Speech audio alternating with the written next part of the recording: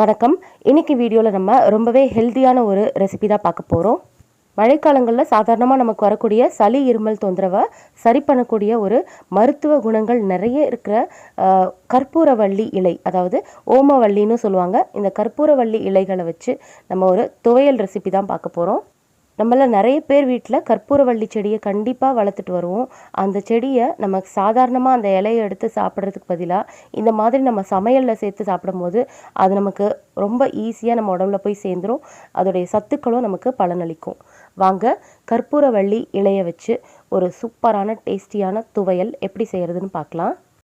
கற்பூரவள்ளி துவையல் செய்கிறதுக்கு முதல்ல ஒரு பேன் சூடு பண்ணிவிட்டு அதில் 1 டேபிள் ஸ்பூன் அளவுக்கு நான் சமையல் எண்ணெய் சேர்த்துக்கிறேன்.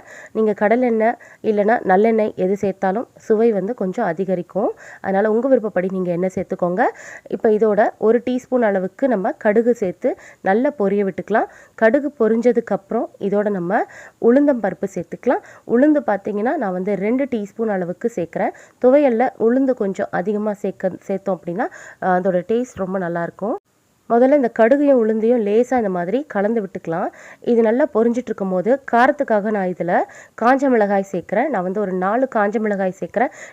உங்களுக்கு தேவையான அளவுக்கு நீங்கள் காஞ்ச மிளகாயோட அளவை வச்சுக்கலாம். இப்போ நான் இதை ஒரு தடவை நல்லா கலந்து விட்டுட்டேன்.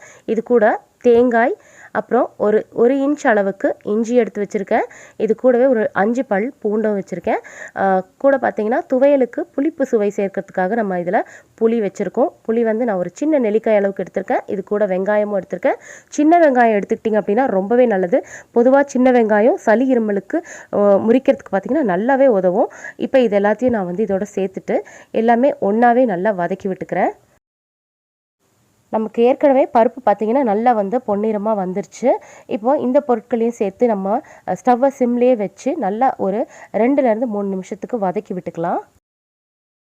வெங்காயம் பார்த்திங்கன்னா ஒரு லேசான கண்ணாடி பதம் வந்த உடனே இதில் நம்ம கற்பூரவள்ளி இலைகளை சேர்க்க போகிறோம். இதில் பார்த்திங்கன்னா நான் சின்ன சைஸ்லேயும் எடுத்திருக்கேன், மீடியம் சைஸ் இலைகளையும் எடுத்திருக்கேன். இதில் ஒரு 11 இலையை நான் எடுத்திருக்கேன்.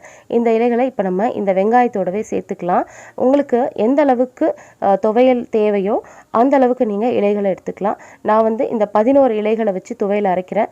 இதில் ஒரு 3 பேர் வரைக்கும் நம்ம இந்த துவையலை சாப்பிட்டுக்கலாம். உங்களுக்கு டிஃபனுக்கெல்லாம் அரைக்கிறீங்க அப்படின்னா இது கூட நீங்கள் இன்னும் அதிக அளவில் வச்சு அரைச்சிக்கலாம். மற்றபடிக்கு சாதத்துக்கு கஞ்சிக்கெல்லாம் நீங்கள் இந்த துவையலை சேர்த்துக்கிறீங்கன்னா இந்த அளவில் நீங்கள் 3 பேர் வரைக்கும் சாப்பிட்டுக்கலாம். இப்போ இந்த கற்பூரவள்ளி இலையை ஒரு நிமிஷத்துக்கு மட்டும் வதக்கினாலே போதும். ரொம்ப நேரம் அது முழுசாக வதங்குற அளவுக்கு வதக்க வேண்டாம். இப்போ இந்த இலையை இந்த மாதிரி கரண்டி வச்சு அழுத்தி பார்க்கும்போது ரொம்பவே இளகினா மாதிரி ஒரு மாதிரி சாஃப்டாக உங்களுக்கு ஃபீல் ஆகும். அந்த மாதிரி வதங்கினாலே போதும். இப்போது இந்த துவையலுக்கு நம்ம வதக்கின பொருள் எல்லாமே ரெடி ஆயிடுச்சு. இப்போது இதெல்லாம் நல்லா வதங்கிட்டதுனால நான் இது கூட இப்போது பெருங்காயத்தூள் சேர்க்குறேன். ஸ்டவ் ஆஃப் பண்ணதுக்கப்புறம் தான் நான் பெருங்காயத்தூள் சேர்க்குறேன். பெருங்காயத்தூள் சேர்த்ததும் ஒரு தடவை நல்லா மிக்ஸ் பண்ணி விட்டுக்கோங்க. இப்போ இதை இன்னொரு பிளேட்டுக்கு மாற்றிட்டு நம்ம ஆற விட்டுக்கலாம். துவையலுக்கு அரைக்கிறதுனால நல்லா ஆற விட்டதுக்கப்புறமா நம்ம அரைச்சி எடுத்துக்கலாங்க. இதெல்லாமே இப்போ நல்லா ஆறிட்டதுனால நான் ஒரு மிக்சர் ஜாருக்கு மாற்றிக்கிறேன். இது நம்ம எப்படி அரைக்க போகிறோன்னா ரொம்பவும் ஸ்மூத்தான பேஸ்ட்டாக அரைக்க போகிறதில்ல, கொரகொரப்பாக தான் அரைச்சி எடுக்க போகிறோம். அதனால் இதில் தண்ணி எதுவுமே சேர்க்க வேண்டாம். இப்போ இதில் தேவையான அளவுக்கு உப்பு மட்டும் சேர்த்துக்கிட்டு தண்ணி எதுவுமே சேர்க்காம கொரகொரப்பாக அரைச்சிட்டு வந்துடலாம். இப்போ இதை நான் அரைச்சி எடுத்துகிட்டு உங்ககிட்ட காமிக்கிறேன். பாருங்கள், இந்த மாதிரி நல்ல ஒரு கொரகொரப்பான ஒரு பேஸ்ட் மாதிரி அரைச்சா போதும். ரொம்பவும் நைஸாக அரைச்சிட வேண்டாம். இந்த மாதிரி கெட்டியாகவும் இருக்கணும். இப்போ இதை நம்ம தாளிக்க தேவையில்லை. நான் ஏற்கனவே அரைக்கிறதுக்கு முன்னாடி கடுகு சேர்த்து தாளித்ததுனால இதை இப்போ நம்ம தாளிக்க வேண்டாம். இப்படியே நம்ம பயன்படுத்திக்கலாம். நீங்கள் கஞ்சோடவோ இல்லைனா சாதத்தோடவோ இதை ஒரு சைட் டிஷ் மாதிரி வச்சு சாப்பிட்டிங்கன்னா ரொம்பவே நல்லாயிருக்கும். அந்த கற்பூரவள்ளியோட வாசனை பார்த்திங்கன்னா நல்லா வெளியே வரும்.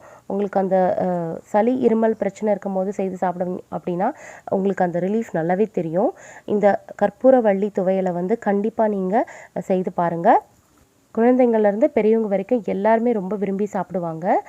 இதை செய்து பார்த்துட்டு எப்படி வந்துச்சுன்னு எனக்கு கமெண்ட்டில் ஷேர் பண்ணிக்கோங்க.